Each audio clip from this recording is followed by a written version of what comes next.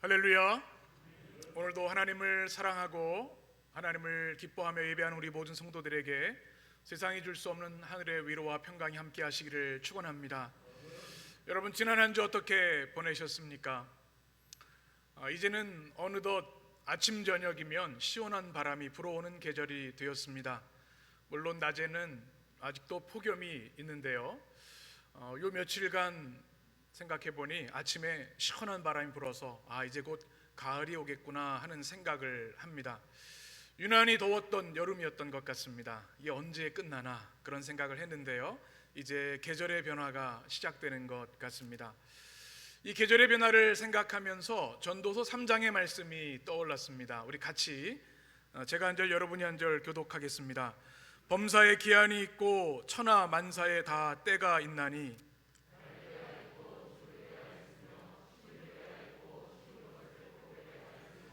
죽일 때가 있고 치료할 때가 있으며 헐 때가 있고 세울 때가 있으며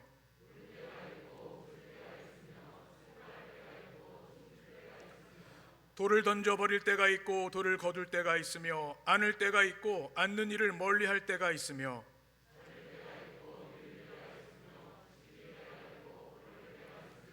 찢을 때가 있고 꿰맬 때가 있으며 잠잠할 때가 있고 말할 때가 있으며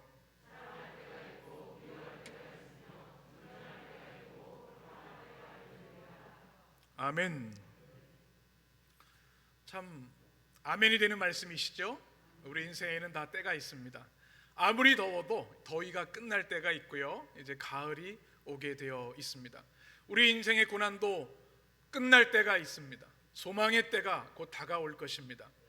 우리가 지금 이 시대를 분별하는 것이 중요한데요, 우리가 이 계절의 변화를 통해서 하나님 우리에게 주시는 주님의 말씀을 붙잡아야 할 줄 믿습니다. 지금이 어느 때인가? 우리 자막을 보고 우리의 입술로 고백하며 같이 읽겠습니다. 지금은 주님의 뜻을 구할 때입니다. 무엇을 구할 때입니까? 에베소서 5장의 말씀, 제가 한 절 여러분이 한 절 교독합니다.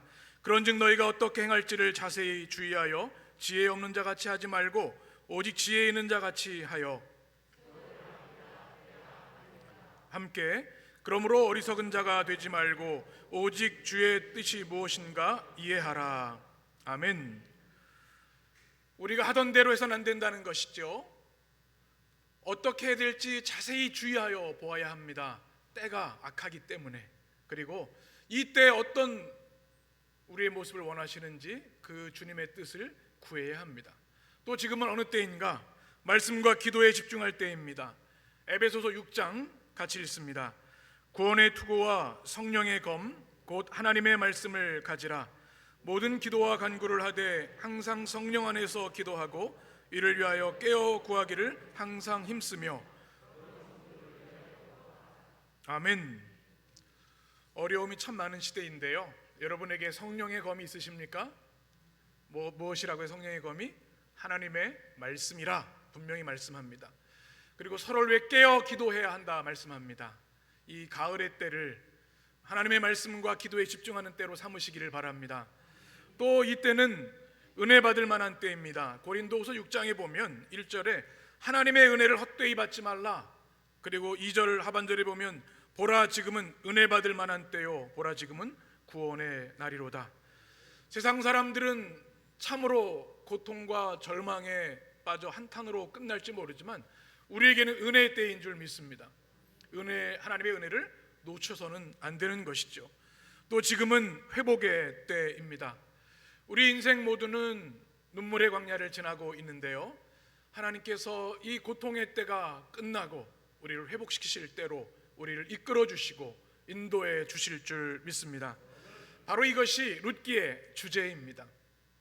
우리를 회복의 자리로 인도하시는 하나님, 오늘도 하나님의 말씀을 통해서 내가 지난 한 주, 내 인생이 걸어온 길을 돌아보니 깨어지고 슬프고 아픔만 있었던 것 같은데 이제 회복의 자리로 나를 인도해 주시는구나. 이 말씀을 통해 은혜와 또 하나님의 치유의 손길을 만나게 되시기를 간절히 축원합니다. 이제 1장의 마지막으로 나아가고 이제 다음 주부터 2장이 시작됩니다. 많은 분들이 물으시더라고요. 목사님, 보아스는 언제 나오나요? 그런데 이제 다음 주에 나오니까 조금만 더 기다리시면 되겠습니다. 오늘 말씀을 우리는 은혜의 말씀으로 받게 될 텐데요. 지난주 말씀을 잠깐 기억할 필요가 있습니다. 여러분 지난주 주일 말씀 다 기억하시죠?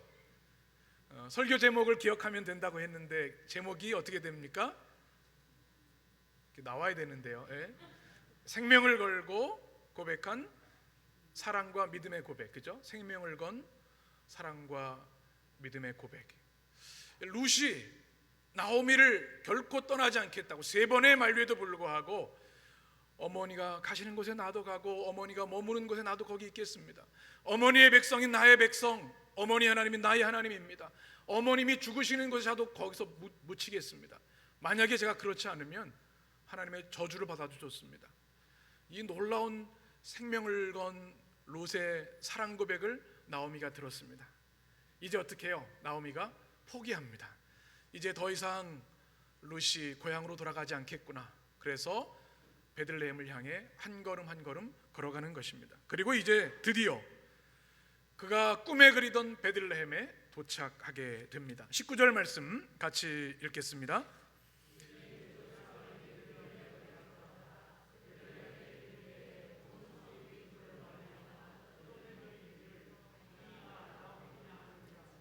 아멘. 저는 19절 말씀을 여러 번, 수십 번 소리내서 읽고 묵상하고 기도를 했는데요. 여러분 성경 읽는 가장 좋은 방법을 알려드리면 소리내어 읽는 말씀입니다. 우리는 이게 눈으로만 읽을 경우들이 많이 있는데 개인적으로 성경 읽으실 때 꼭 소리내서 읽어보시기 바랍니다. 그러면 우리의 입술에서 말씀이 흘러가고요, 우리의 눈이 볼 뿐만 아니라 우리의 귀로 말씀이 들려지고 우리의 온 존재가 전인격이 하나님의 말씀을 만나게 되는 것입니다. 이것은 굉장히 오래된 교회 성경 읽는 전통적인 방법입니다. 이것을 전인격적인 성경 읽기라고 하죠. 로안 윌리엄스라고 하는 이 시대의 지성과 신앙의 스승이라는 분이 그리스도인이 된다는 것에서 이렇게 이야기합니다. 그리스도인들은 성경이 낭독되는 것을 귀 기울여 듣는 사람이라고 말할 수 있습니다. 우리는 성경이 오늘날뿐만 아니라 오랜 세월을 이어오면서 읽는 책이라기보다는 듣는 책이었다는 사실을 기억할 필요가 있습니다. 그리스도인의 삶은 귀 기울여 듣는 삶이요, 그렇게 성경 읽기는 그리스도인의 삶에서 핵심이 됩니다. 그리스도인은 매일 성경을 읽고 듣는 가운데 하나님께서 말씀하시기를 기대하는 사람들입니다. 아멘이시죠? 여러분 누가 그리스도인입니까? 매일 성경을 읽는 사람이 그리스도인입니다. 교회 다니고 그리스도인이라 하지만 성경을 읽지 않는다면 참 그리스도인이라 할 수 없는 겁니다. 그런데 그 말씀을 듣는, 낭독하여 듣는 공동체가 교회 공동체 몇천 년 동안 이어져 왔습니다. 저는 오늘 말씀을 어떻게 보면 그냥 역사적 기술, 사건의 기술처럼 보이지만 소리내서 읽으면서 귀로 들으면서 기도하면서 마음에 큰 감동을 받았습니다. 정보에 불과한 것 같지만 성령께서 주시는 감동의 말씀이 있습니다. 저에게 주신 감동의 말씀은 뭐냐면 그 두 사람이라는 말씀입니다. 누구예요? 그 두 사람이. 한번 생각해 보세요. 나오미가 만약 혼자 모압을 떠나 남편 아들 둘을 다 잃고 며느리들도 다 떠나갔다면 혼자 그 외롭고 쓸쓸한 길을 걸어서 베들레헴에 왔을 겁니다. 그런데 놀랍게도 오늘 성경은 우리에게 복음의 말씀을 줍니다. 그 두 사람이 나오미 혼자가 아니라는 거예요. 그 곁에 누가 있어요? 잘 따라오셔야 됩니다. 룻이 있습니다. 자신의 생명을 걸고 사랑을 고백했던 며느리 룻이 그와 함께 그 눈물의 강야를 걸어서 베들레헴으로 가고 있는 겁니다. 여러분 저는 이 말씀을 읽는데 얼마나 마음이 푸근해지고 따뜻해졌는지 모릅니다. 우리 인생은 참 외롭습니다. 사람들이 많이 있는 것 같아도 주변에 이런저런 시끄러운 소리가 있어도 쓸쓸한 것이 우리 인생이지요. 고독한 존재입니다. 우리 상황적으로 그럴 수도 있고요, 어려움 당할 때 그럴 수도 있습니다. 때로는 사람들이 내 곁을 떠나갈 때 외롭습니다. 갑자기 저는 설교를 준비하는데 대중가요가 하나 떠올랐습니다. 예전 노래는 최성수 씨의 동행이라는 노래입니다. 왜 이 노래가 떠올랐는지 가사를 찾아봤습니다. 아직도 내겐 슬픔이 우두커니 남아있어요. 그날을 생각하자니 어느새 흐려진 안개. 쭉 가다가 마지막에 누가 나와 함께 울어줄 사람 있나요? 누가 나와 함께 따뜻한 동행이 될까? 이 노래 가사를 찾아보았는데요, 이게 복음성가처럼 들리는 거예요. 우리 인생이 참 외롭고 쓸쓸한데 누가 나와 함께 울어줄 수 있는가? 누가 나와 함께 이 외롭고 힘든 인생길을 걸어갈 수 있는가? 그 고백은 하나님을 향한 믿음의 고백 아니겠습니까? 우리 인생은 외롭고 쓸쓸하게 하나님께서 우리에게 함께 걸어갈 동행자들을 선물로 주셨습니다. 누굽니까? 옆에 있는 성도들입니다.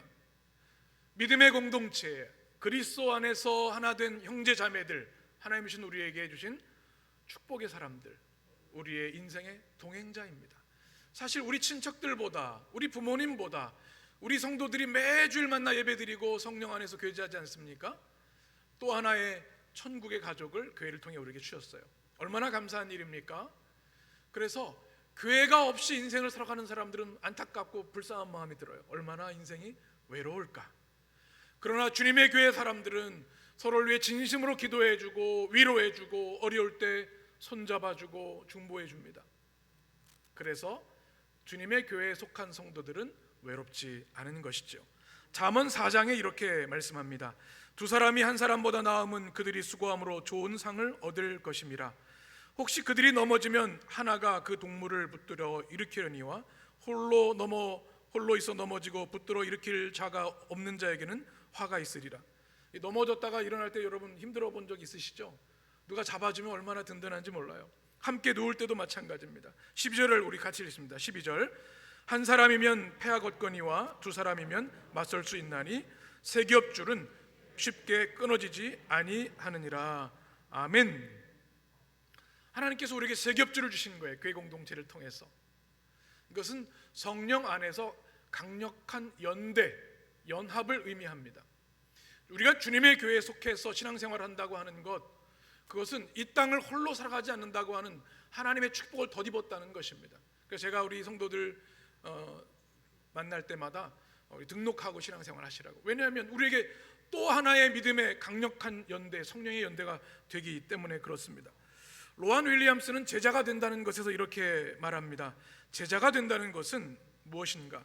영원토록 변하지 않고 흔들림 없는 사랑의 눈으로 다른 사람들, 특히 곤경에 처한 사람들을 헤아리도록 부름받았다는 것을 뜻합니다. 제자인 우리가 성령의 능력을 힘입어 이 부름에 응답하며 이 비전을 견고한 희망의 토대로 선포해야 합니다. 아멘이시죠? 교회는 이익관계로 만난 사람들이 아닙니다. 서로를 끊임없이 사랑의 눈으로, 그리스도의 눈으로 바라보고 일으켜주고 보듬어주고 영적으로 성장할수록 이끌어주는 것이 교회이고 이것이 제자들의 사명입니다.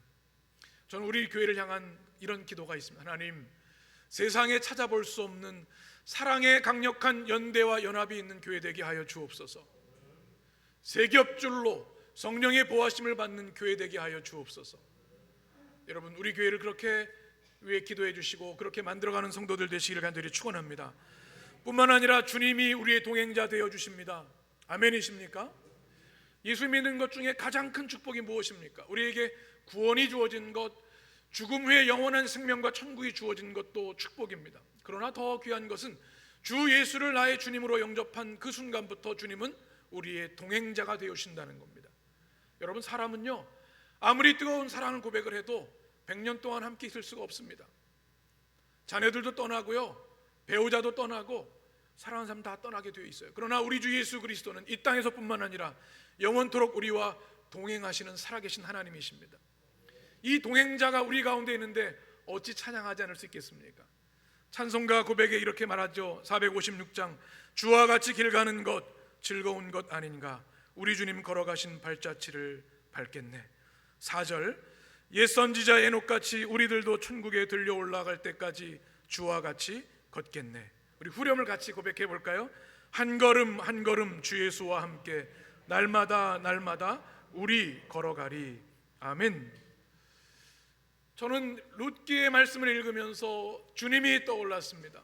우리 성도들이 떠올랐습니다. 아, 이 눈물의 광야에 혼자가 아니구나. 그 두 사람이 광야를 지나 베들레헴으로 돌아왔다는 말씀에서 그 두 사람이 너무나 큰 성령의 감동으로 은혜가 되었습니다.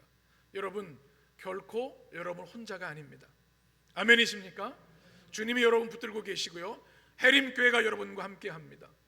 여러분의 인생이 우리에게 주신 이 동행자 예수 그리스도로 인하여, 우리 믿음의 공동체로 인하여 믿음과 사랑의 고백, 한 걸음 한 걸음 주 예수와 함께 걸어가는 성도들 되시기를 축원합니다. 오늘 말씀에서 19절에서 중요한 믿음의 키워드가 있습니다. 그것은 바로 돌아옴입니다. 여러분, 우리 인생에 돌아갈 곳이 있다고 하는 것은 큰 축복입니다. 우린 매일 하루 열심히 일하죠. 땀을 흘리고 정말 전투 같은, 전쟁 같은 일터에서 일을 하고 밤에는 집에 돌아갑니다. 돌아갈 곳이 있어서 위로가 되고 행복한 것이죠. 일주일 동안 우리는 세상 속에 말씀 붙들고 믿음 붙들고 살아갑니다. 전쟁과 같은 영적인 전쟁이죠. 그리고 주일에 돌아갈 곳이 있어요. 어디예요? 주님의 집, 주님의 성전 해림교회입니다. 얼마나 감사한 일입니까? 우리 인생을 끝마치고 우리에게는 돌아갈 곳이 있습니다. 예수님이 이미 가셔서 예비하신 영원한 하나님의 나라 천국이 우리에게 예비되어 있기에 우리는 이 땅의 인생이 끝나도 돌아갈 곳이 있는 것이죠. 이것이 천국을 소유한 자의 행복이고 기쁨입니다. 우리 인류 역사의 가장 최고의 지성이라고 하는 C.S. 루이스가 헤아려 본 기쁨, 박성일 목사님이 쓰신 그 책에 천국에 대해서 이렇게 기록을 했습니다. 천국은 실제 그 자체다. 충실하게 존재하는 모든 실제는 천국에 속한 것이다. 천국은 한없이 거대하고 풍요롭습니다. 천국은 가장 실제적이고 가장 확실하고 가장 단단합니다.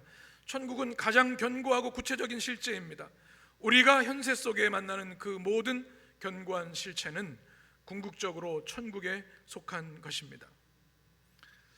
여러분, 우리 그리스도인들로 살아가면서 천국의 확신이 없이 살아간 사람들은 참 불쌍한 사람들이에요. 그러나 그 확신이 있다고 한다면 그 광대하신 하나님의 은혜, 천국의 소망으로 인하여 우리는 날마다 찬양이 끊이지 않게 될 줄 믿습니다. 추석이 3주 앞으로 다가왔습니다. 고향을 향해 돌아가는 시간이죠. 그러나 외로운 사람들이 있어요.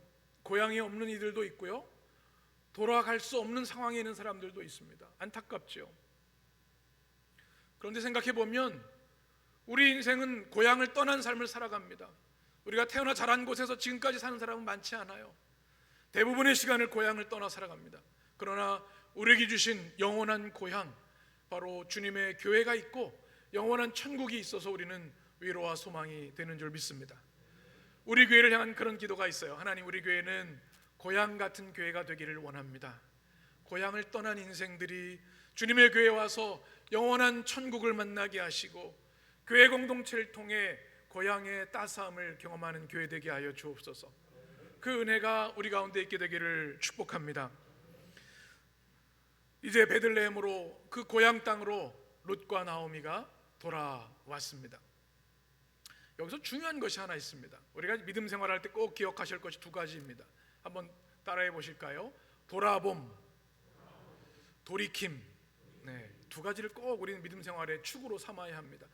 우리의 지난 날들, 하루의 삶, 지난주의 믿음의 삶을 말씀 앞에 비춰보아야 합니다. 돌아보아야 합니다. 돌아보지 않으면 영적인 변화가 없습니다. 성장과 성숙이 있을 수 없어요. 주일마다 하나님 앞에 회개하고 주의 말씀을 우리가 받는 이유가 무엇입니까? 우리의 삶을 주님의 말씀에 비추어 돌아보기 위함입니다. 그 다음에 중요한 게 뭐냐면 돌아옴입니다. 돌아보는 것을 끝나면 아무 변화가 없어요. 돌이켜 주님께 돌아와야 하는 것입니다. 탕자의 이야기를 우리는 잘 압니다. 여러분, 그 새드 엔딩입니까? 해피 엔딩입니까?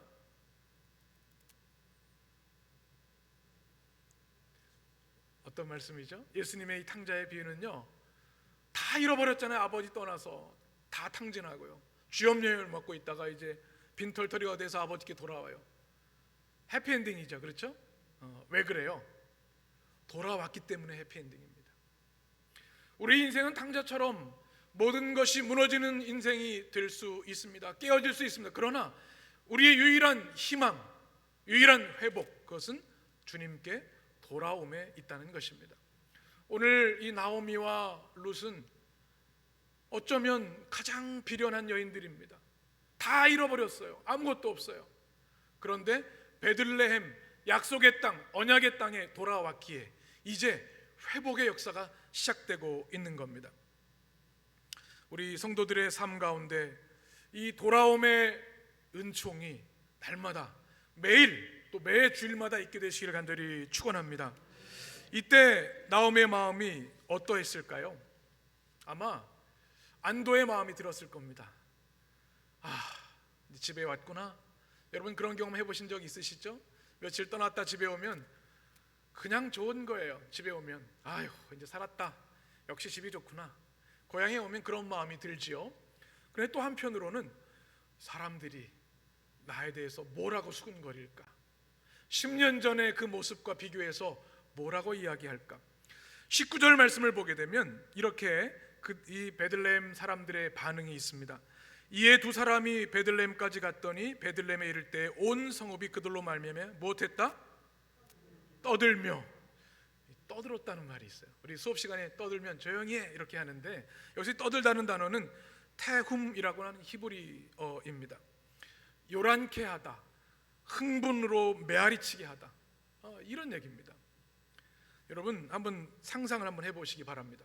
나오미가 10년 만에 고향에 돌아왔어요. 무슨 뉴스예요? 빅뉴스입니다. 빅뉴스.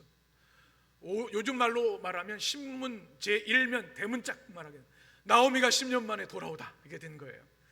우리가 TV를 틀면 긴급 속보, 아들과 엘리멜렉과 모라바 갔던 이 나오미가 드디어 고향으로 돌아오다 계속 속보를 했을 거예요. 그런데 3000년 전 이 베들레헴 공동체는요 뉴스가 없는 공동체입니다. 지금은 이 뉴스의 홍수 속에 살아가는데 그 당시는 새로울 게 아무것도 없고 맨날 보던 사람과 같이 살고요, 맨날 만나는 사람 만나는 거예요. 뭐 소식이 없어요. 그래서 뭐 하나 소식이 있으면 그 소식이 막 그냥 들썩들썩 하게 되는 거죠. 지금 나오미가 돌아왔다는 소식이 그렇게 전해졌다는 이야기입니다. 성문을 사진을 보면 여러분 아실 수가 있어요. 베들레헴 성문을 한번 보시면 그림으로 그린 베들레헴 성문이고요. 그 다음 사진 이거는 예루살렘 성문인데 이스라엘의 성문들이 이렇게 다 성이 있고 성벽이 있고 문이 하나입니다. 그 다음 사진 보시면 이렇게 되어 있습니다. 그래서 이 성문을 이 베들레헴은 또 중간급 도시이기 때문에 작은 도시입니다.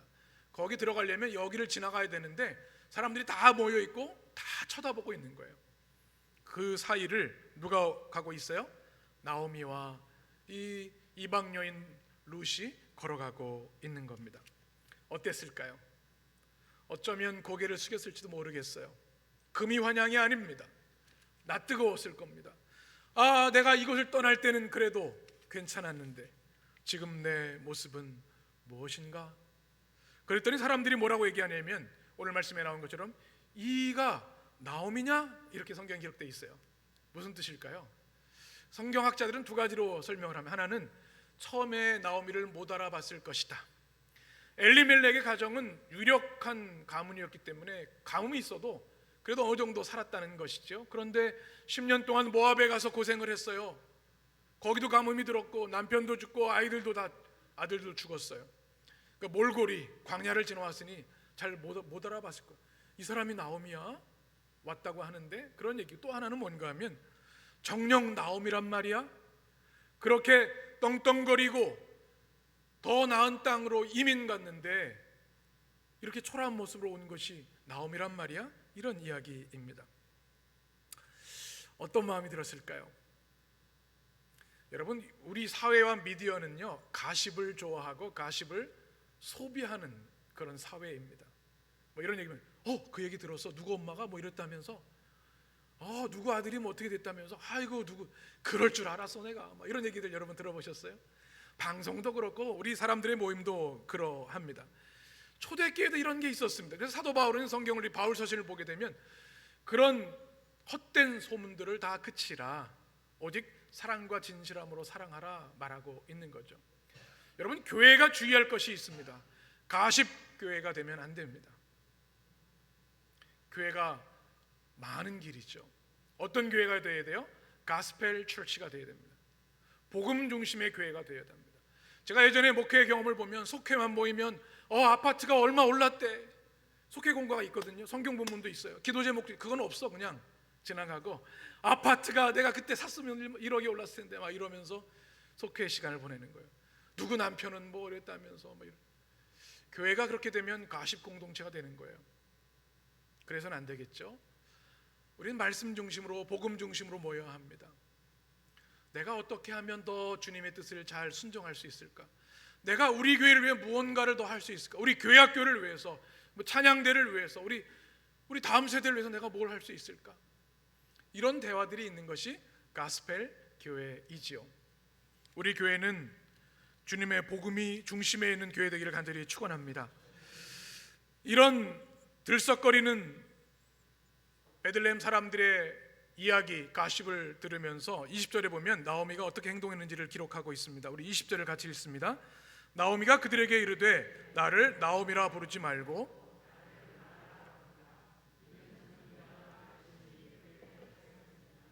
21절 같이 내가 풍족하게 나갔더니 비어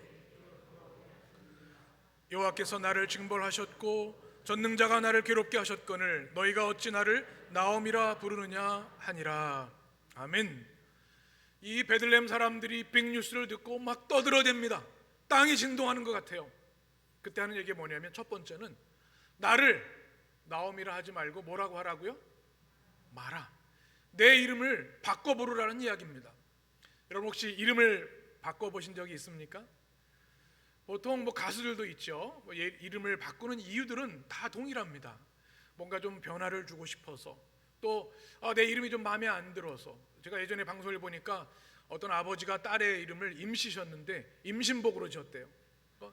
초등학교 때부터 다 임신복. 그러니까 얼마나 이름을 바꿔보고 싶었다. 그런데 나중에 그게 자기 직업이 돼서 간호사가 됐다는 이야기를 들은 적이 있어요. 이름을 바꾸고 싶은 이유는요, 더 좋은 이름을 갖고 싶기 때문이에요. 그런데 오늘 나오미는 나쁜 이름으로 부르라는 겁니다. 나오미가 무슨 뜻입니까? 기쁨, 즐거움. 마라가 무슨 뜻이에요? 쓰다, 고통스럽다. 나를 기쁨의 여인으로 부르지 말고 고통의 여인으로 부르라. 이렇게 나오미가 이야기하는 겁니다. 왜 그랬을까요? 그의 고백 속에 두 가지 이유가 있습니다. 첫 번째는 말씀해 보면 괴롭게 하셨다라고 고백하고 있습니다. 누가 괴롭게 하셨어요? 전능자가 나를 괴롭게 하셨다. 이렇게 얘기를 합니다. 아프게 하시고 쓰라리게 하셨다. 그 고통의 이야기가 두 가지죠. 나오미의 고백에 풍족하게 나갔더니 어떻게 돌아오게 하셨어요? 비어 돌아오게 하셨느니라. 이것은 항아리를 비유해서 말한 겁니다. 나갈 때는 그래도 어느 정도 양식이 있고 항아리가 차 있었는데 지금은 완전히 비어졌다는 말씀이죠. 두 번째는 여호와께서 나를 징벌하셨고, 이것은 법정의 비유를 말하는 겁니다. 내가 10년 동안 모압에 가서 이런 고통을 당한 것은 하나님이 나를 잘못했다고 선고하신 것이다 라고 하는 고백입니다. 여러분, 이 나오미의 마음이 이해되십니까? 이 고백에는 몇 가지 의미가 담겨 있습니다. 하나는 애통함입니다. 가슴이 아픈 겁니다. 고통을 호소하는 겁니다. 자신이 하나님의 말씀을 어겨서 언약의 땅을 떠났던 것, 잘못한 것을 압니다. 사사의 시대, 영적 어둠의 시대였지만 그래도 말씀에 따라 살았어야 하는데 그렇지 못했던 것, 그걸로 인한 언약적 징벌을 받은 것에 대해서 알고 있었어요. 그럼에도 불구하고 하나님, 제가 아파요. 제가 너무나 가슴이 쓰립니다. 이것은 나오미의 애통입니다. 또 하나는 나오미의 신뢰입니다. 이 고백에 보면 하나님에 대한 불경한 고백 같은데 무슨 신뢰입니까? 여러분 잘 생각해 보시면, 여러분 가정을 한번 생각해 보시면 알 수가 있어요. 여러분이 어떤 가정인지 한번 생각해 보세요. 우리 아이들이 엄마 아빠한테 엄마 나 힘들어 죽겠어, 나 너무 어려워요, 다 아빠 탓이야, 엄마 탓이야, 이렇게 되면 뭐라고 얘기하실까요? 이 녀석이 힘들게 기껏 키웠더니 어디서 부모 탓이야, 건방진 녀석, 막 이렇게 혼낼 거예요. 그럴 수 있는데요, 또 다른 가정이 있어요. 그러면 야, 너 무슨 일 있어? 너 힘든 거지? 무슨 일이야? 나한테 얘기해, 내가 도와줄게. 여러분 어떤 가정이시죠? 두 번째 가정이 좋은 가정이겠죠? 여러분 하나님 앞에 이렇게 자신의 고통을 호소할 수 있는 것은 하나님을 향한 신뢰와 사랑이 기초되어 있기 때문인 것입니다. 이 나오미의 이 고백은요, 사실은 베들레헴 사람들을 향한 이야기이죠. 나를 나오미라 부르지 말고 마라라고 불러. 하나님이 이 빈 항아리 다 비워두셨어. 나 징벌을 받아서 지금 법정에서 이 죄인이야. 이것은 하나님을 향한 고백이었습니다. 어떻게 할 수 있을까요? 오늘 성경 21절 20절 보게 되면 하나님을 호칭하는 두 가지 단어가 나와 있습니다. 하나는 여호와께서, 그의 고백의 모든 주어는 여호와였습니다. 언약의 하나님입니다. 무한한 사랑으로 택해 주시고 불러주시고 축복의 언약을 주신 분이 여호와 하나님이라고 하는 고백입니다. 또 하나는 뭡니까? 전능자, 무슨 하나님? 우리가 알고 있는 엘샤다이 하나님입니다. 그는 그의 애통과 아픔의 호소 가운데 여호와 하나님, 엘샤다이 하나님을 고백하고 있는 거예요. 그러니 이 나오미의 고백은 불경함이 아니라 하나님을 향한 사랑의 호소입니다. 어린아이가 어머니 품 안에서 나 힘들어 아파요 고백하는 것과 같은 것이죠. 여기서 중요한 것이 있습니다. 나오미는 그 눈물의 광야를 지나면서 그의 신앙의 대상을 분명히 알았습니다. 그의 신앙의 대상이 누구예요? 여호와 하나님, 엘샤다이 하나님입니다. 이것이 중요합니다. 여러분이 믿는 하나님은 어떤 분이십니까? C.S. 루이스는 그의 책에서 많은 크리스천들이 하나님에 대한 잘못된 인식을 가지고 살아가는 경우가 많다는 이야기를 합니다. 하나님 하면 저 뒷방에서 회초리 들고 혼내는 그분으로 떠올린다는 거죠. 그렇게 믿는 분, 그리고 밥상의 가장 중심에 있는 그 무서운 아버지의 모습을 하나님 믿는 사람들이 있다는 거죠. 때로는 교회 첨탑에 있는 하나님, 우리 하나님은 무소부재하신 하나님, 전능하신 하나님, 절대 주권자 하나님, 유일하신 하나님, 엘샤다이 하나님, 여호와 하나님이신 것을 모르고 자기가 생각하는 하나님을 믿고 있다는 이야기를 C.S. 루이스가 합니다. 여러분은 어떠십니까? 우리 인생의 가장 큰 복은 하나님을 바로 알고 바로 믿는 것입니다. 적어도 우리 해림교회 성도들은 그렇게 되기를 간절히 원합니다. 하나님은 헤세드의 하나님이십니다. 그러나 여호와 하나님이셔서 언약을 어길 때는 징벌을 내리십니다. 이것이 살아계신 하나님의 모습입니다. 그 당시에 부족신들은 잘못해도 넘어갑니다. 전쟁에서 이기도록만 도와주는 것이 부족신. 그러나 여호와 하나님은 공의의 하나님이십니다. 히브리서 12장 말씀 우리 5절 같이 읽습니다. 그 아들들에게 권하는 것 같이 너희에게 권면하신 말씀도 잊었도다. 일렀을 때 내 아들아 주의 징계하심을 경히 여기지 말고 그에게 꾸지람을 받을 때 낙심하지 말라. 아멘. 여러분, 아버지가 아들에게 꾸지람할 때 어떻게 해야 됩니까? 대들어야 되나요? 청소년기 뭐 그럴 수도 있어요. 그럴 때 낙심하지 말라. 그것을 가볍게 여기지 말라. 6절에 보니까 주께서 그 사랑하는 자를 어떻게 하신다고요? 징계하신다. 제가 목회하면서 제일 못하는 게 징계하는 겁니다. 얼굴이 밝아지시네요. 네. 사실 교회는 치리도 필요하고 징계도 있어야 하지요. 저는 가능하면 그렇게 하고 싶지 않아요. 그런데 오늘 말씀을 묵상하면서 이것도 내가 불순종의 모습이구나 생각이 들었어요. 어떻게 해요? 사랑하는 자를 징계한다. 우리 성도를 사랑하는데 그동안 때로는 믿음의 권면을 강하게 하지 못한 것도 있구나 하는 마음으로 회개를 했습니다. 여러분, 사랑하면요 징계하게 돼 있어요. 잘못된 길로 가는데 그래 너의 자유의지 마음대로 해. 그게 사랑하는 것일까요? 아니에요. 끌어안고 그 악의 구렁텅이에서 빼내는 것이 사랑입니다. 하나님께서 여러분 이런 생각을, 나 하나님 말씀대로 불순종하고 있는데 왜 이렇게 모든 게 잘 되지? 그런 생각 해보신 적 있으세요? 그런 분들은 두려워하시기 바랍니다. 내가 말씀대로 살지 아니하고 하나님 중심대로 살지 않은데도 뭐 별 문제 없이 평화롭게 살고 있으면 두려워하셔야 합니다. 왜요? 하나님은 포기하시면 징계도 하지 않으십니다. 그런데 어렵고 힘든 일이 계속 반복되는 거예요. 말씀대로 살려고 하는데 또 하나님의 징계 손길이 내게 보이는 겁니다. 그러면 안심하십시오. 하나님이 아직 나를 포기하지 않으셨구나. 나에게 아직 징계하는 사랑이 남아 있으시구나. 이 생각을 하셔야 돼요. 하나님이 왜 룻에게, 왜 나오미에게 이 어려움을 주셨습니까? 큰 구원의 그림이 그에게 있었기 때문에 그렇습니다.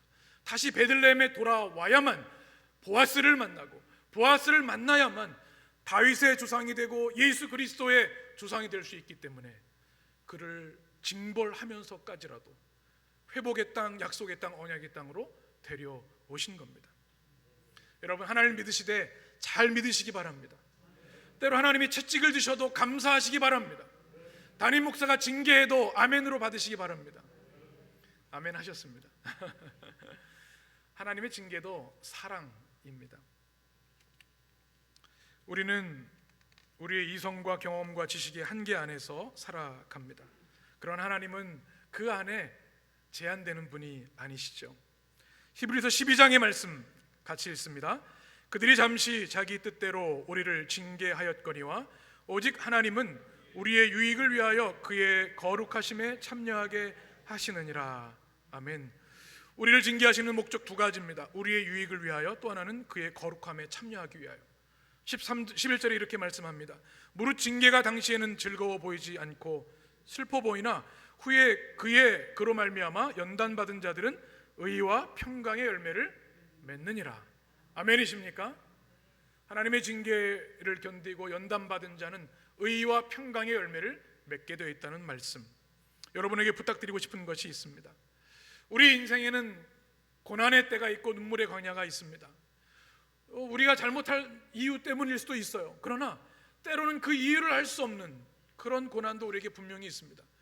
그럼에도 불구하고 우리는 그 가운데에서 하나님을 믿고 신뢰해야 합니다.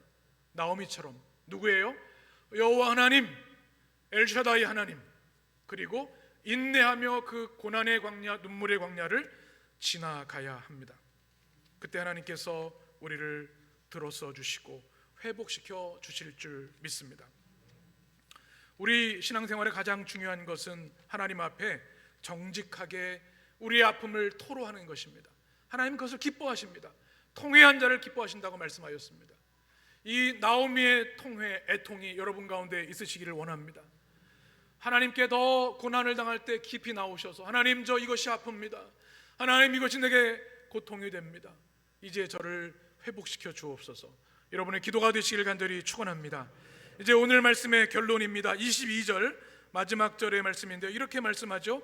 나오미가 모압 지방에서 그의 며느리 모압 여인 룻과 함께 돌아왔는데 그들이 보리 추수 시작할 때에 베들레헴에 이르렀더라. 아멘. 어느 때입니까? 베들레헴에 도착했어요. 그때가 보리 추수할 때 4월 말 5월 초입니다. 이 말씀은 이제 2장부터 펼쳐질 놀라운 회복과 축복의 예고편이 되는 말씀입니다. 베들레헴에도 흉년이 있어서 먹을 것이 없었는데요, 이제 보리 추수할 때가 되어서 먹을 양식이 풍성해졌다는 말씀입니다. 왜 이때일까요? 인간의 눈으로 보면 우연일지 몰라요. 그런데 하나님은 이미 그 모압을 떠나 돌아올 나오미와 룻을 위해 예비하신 회복의 역사였습니다. 얼마나 감격스러운 일입니까? 우리 인생에 이것을 꼭 기억해야 합니다. 흉년의 때가 있지만 반드시 풍년의 때가 있습니다. 믿음으로 인내하며 그 광야를 끝까지 걸어가면 하나님께서 보리 추수할 때를 우리 인생에게도 주실 줄 믿습니다. 여러분, 퍼즐을 해보신 적이 있습니까? 사진을 한번 보시면 퍼즐, 어린 시절에 우리 아이들도 많이 합니다. 퍼즐 조각들을 하나하나 보시면 이거 도대체 이걸로 뭘 만들 수 있을까, 이런 생각이 듭니다.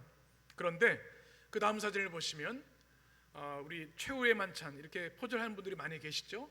이 조각들이 하나하나는 잘 모르겠어요. 그러나 인내하며 그것을 맞추게 되면 아주 멋있는 명작이 되는 것이죠. 그 다음 사진은 교회입니다. 이 네덜란드에 있는 교회라고 하는데요, 이 교회 퍼즐에서 뭐가 중요할까요? 여러분, 다 중요합니다. 십자가만 중요한 것이 아니라 교회 배수구도 중요하고요, 교회 계단과 화장실도 중요합니다. 우리 퍼즐에 있어서 완성하기 위해서는 필요 없는 것이 없어요. 다 필요한 겁니다. 우리 인생을 돌아보면 왜 내 인생에 이 깨어진 퍼즐 한 조각이 있는 거지? 내가 잊고 싶은 퍼즐, 고난과 아픔의 퍼즐이 있어서 가슴 칠 때가 있어요, 나오미처럼. 그런데 우리가 나오미처럼 믿음의 눈을 열면 그 퍼즐이 어떻게 쓰임받는지를 보게 되는 줄 믿습니다. 나오미와 룻의 깨어짐과 실패와 고통은, 모압에서의 실패는 결국 베들레헴의 회복이 되었고 온 인류를 위한 구원의 역사로 이어지게 된 것이, 이것이 큰 그림을 보는 믿음의 눈입니다. 여러분, 우리가 은혜롭게 읽는 욥기의 결론이 이것입니다. 우리 같이 읽겠습니다. 그러나 내가 가는 길을 그가 아시나니 그가 나를 단련하신 후에 내가 순금같이 되어 나오리라. 아멘. 아멘. 내가 가는 길을 누가 아신다고요? 주님이 아십니다. 이것이 믿음의 눈을 열어서 자신의 퍼즐을, 큰 그림을 본 사람의 고백입니다. 요셉을 기억하시죠? 제가 어린 시절에 가장 좋아했던 것이 이집트 왕자 2편 요셉 이야기입니다. 애니메이션 만화인데요, 우리 아이들 많이 보여주시면 참 좋습니다. 우리 아이들도 하도 봐서 거의 외울 정도로 봤는데요, 이 요셉의 삶이 얼마나 기가 막힙니까? 형들에게 배신당해 버림받고 노예로 팔려갑니다. 또 보디발의 아내에게 누명을 씌워서 감옥에 갑니다. 내 인생 왜 이런 것이지? 내 인생의 퍼즐에 왜 이 어둠이 있어야 되는지 이해할 수 없어요. 그런데 이 영화의 OST 가사에 이런 게 있습니다. 옳은 일을 했다고 생각했습니다. 답을 안다고 생각했습니다. 확실한 길을 선택했다고 생각했지만 그것이 저를 이곳으로 이끌었습니다. 그래서 저는 따졌습니다. 저를 어떻게 도울 수 있냐고 물었죠. 그러나 이제 싸움을 포기하고 나니 이제야 진실이 보입니다. 그리고 후렴구에 이렇게 되어 있습니다. 우리가 잘 알고 있는 후렴구의 노래, 주님이 저보다 더 잘 아십니다. You know better than I 라고 하는 표현이죠. 주님이 그 길을 아십니다. 이유를 알고자 하는 욕심을 놓겠습니다. 주님이 저보다 잘 아시니까요.